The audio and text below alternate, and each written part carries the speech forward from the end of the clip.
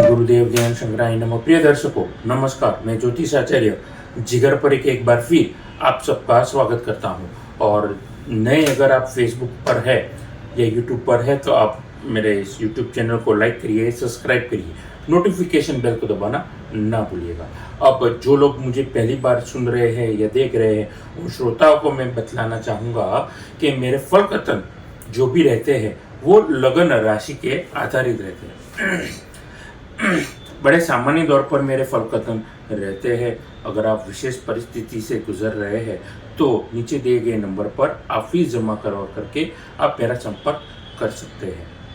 तो वृषभ लगन के जातकों के लिए कैसा था पहली फरवरी को, लीप ईयर वाले फरवरी को, जो 2024 के 366 दिन है, कैसा था और 9 ग्रह की परिस्थिति कैसी थी और कैसा रहेगा वो प्रभाव, इसके बारे में चर्चा करूंगा।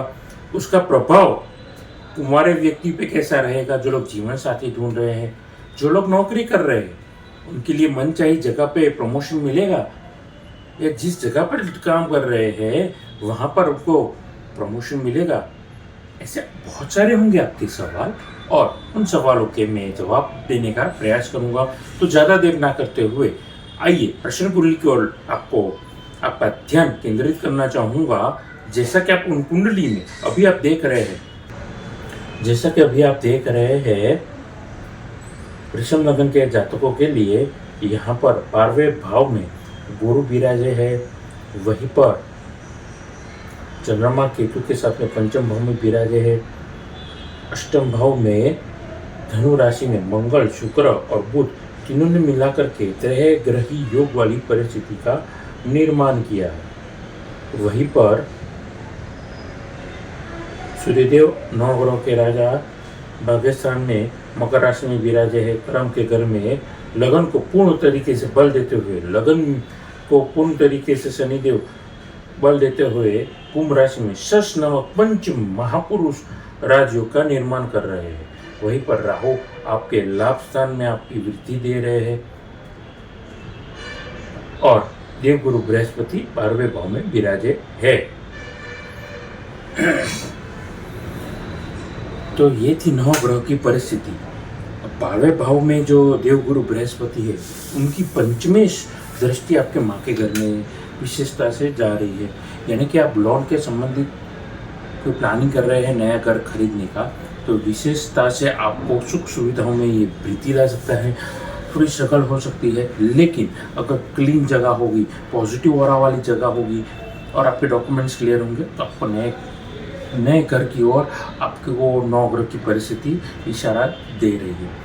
अब यहाँ पर लाभ स्थान में जो राहु विराजे है वो कहीं ना कहीं आपको आकस्मिक धन योग का भी वो लाभ दे रही है। अब सिलेक्टिव प्रोफेशनल लोग होंगे उनको ये लाभ मिलने वाला है। आगे जाकर के मैं बतलाऊंगा कौन से वर्ग के जातकों के जिनको ये लाभ मिलेगा। और वहीं पर अष्टम भाव में त्रय ग्रही योग वाली परिस्थिति बनी है। तो कुल मिलाकर के 9 ग्रह की परिस्थिति को डिकोड करते हैं, समझते हैं।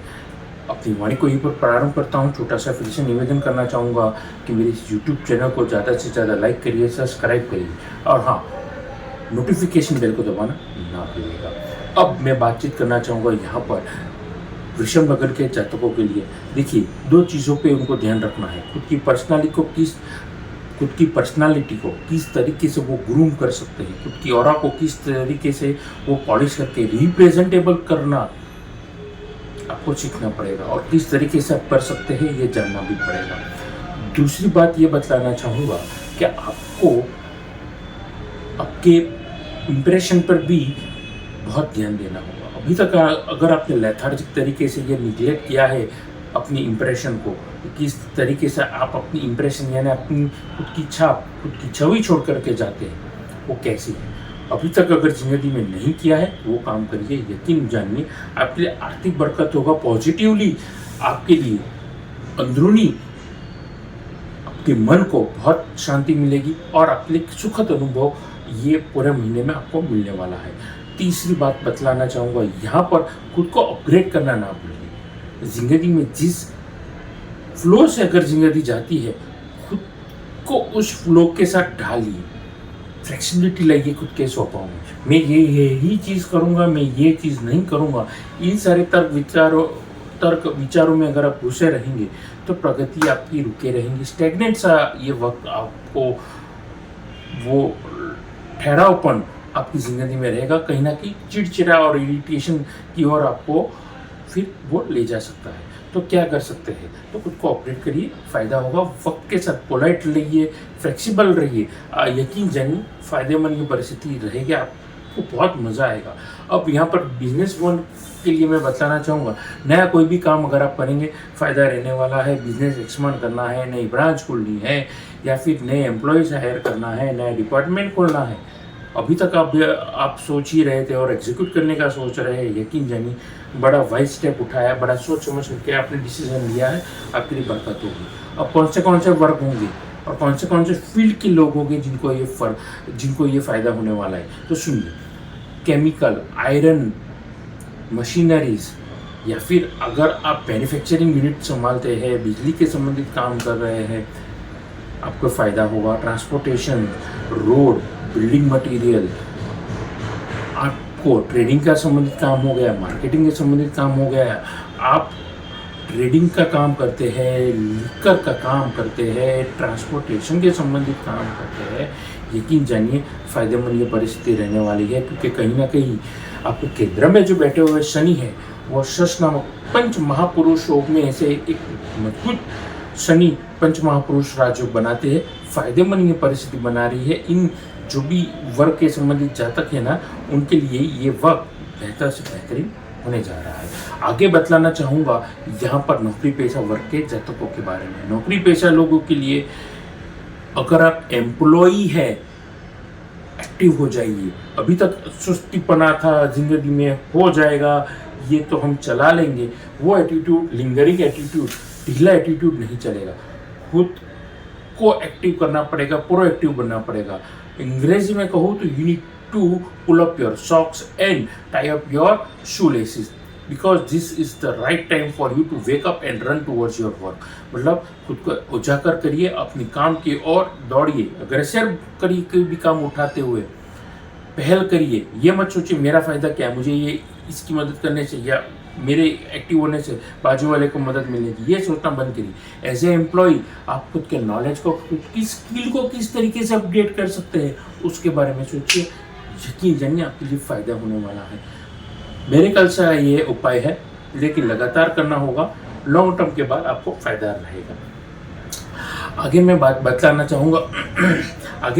चाहूँगा यहाँ पर, और गवर्नमेंट एम्प्लॉय वालों के लिए कैसा रहेगा। जो नौकरी पेशा वर्ग के व्यक्ति है, सरकारी कर्मचारी है, उनके लिए ये वक्त उतना ही सतर्क रहने वाला है। हो सकता है आपके ऊपर कोई नज़र रख रहा हो सकता है आपके ऊपर कोई स्टिंग ऑपरेशन हो सकता है। तो क्या किया जाए आपके लिए ये सारे महीने में, इस पूरे जो फरवरी का ये महीना है ना, आपके लिए आपको एक्टिव होने का ये संकेत दे रहा है। प्रोएक्टिव हो जाइए, आने वाली परेशानी को भांप लीजिए, तुरंत उससे निकलने का आपको सॉल्यूशन मिल जाएगा, समाधान भी मिल जाएगा। बस काम की ओर अपनी आंखें कान नाक खुले रखिए और काम की ओर ध्यान रखिए, बेस्ट अपना दीजिए, फ़ायदेमंद ये परिस्थिति अपने आप आपको मिलेगी। अब दूसरी बड़ी बात बतलाना चाहूँगा यहाँ पर। दूसरी बड़ी बात ये है कि आपकी इंप्रेशन अगर आपने मार्केट में ख़राब करके रखी है, तो ये वक्त सुधारने का है। तो कैसे सुधारेंगे? अपने परिवारजनों से या उन वेल विशर्स से पूछिए कि जो लोग आपके ऑफिस में आ चुके हैं, आपका वर्तन देख चुके हैं, उनको अच्छी तरह पता होगा कि किस जगह पे आपको इम्प्रूवाइजेशन करने की ज़रूरत है, अपग्रेडेशन की ज़रूरत है। फ़ायदेमंद ये परिस्थिति ज़रूर लाएगी। आगे मैं बातचीत करना चाहूँगा लव और पर्सनल लाइफ के बारे में। देखिए, लव और पर्सनल लाइफ के बारे में बतलाना चाहूँगा। यहाँ पर आपकी जीवन साथी के साथ में आपको आपके वर्तन सुधारना पड़ेगा। आपका जो भी चिड़चिड़ापन है पर्सनल लाइफ का, या फिर पास में कोई प्रॉब्लम था, ऑफिस में कोई प्रॉब्लम था, इसका मतलब ये नहीं है कि आप घर पे आइए और अपने जीवन साथी के साथ में, अपने माता पिता के साथ में उसका, या अपने बच्चों के साथ में आप अपना गुस्सा उतारिए। पोलाइट नेचर बनिए और सॉल्यूशन ढूंढने का प्रयास करिए। रास्ते की तकलीफ रास्ते में ही छोड़ करके आइए, चौखट के बाहर छोड़ करके आइए। जैसे घर के अंदर आइए, बी अ फैमिली में। पूछिए अपने पिताजी को कैसा रहा दिन, पूछिए अपनी पत्नी को कैसा रहा दिन, या वो वर्किंग है तो कैसे रहा ऑफिस में ये परिस्थिति। और अपना वर्तन जो है आप पॉजिटिव करेंगे, यकीन जानिए आपके लिए फ़ायदेमंद रहेगा। अपने ईगो को, अपने डिफरेंसेस, अपने जो भी डिफरेंसेस है उनको साइड में रख के आप आगे बढ़ेंगे। मैं समझता हूँ आपके लिए फ़ायदेमंद रहेगा।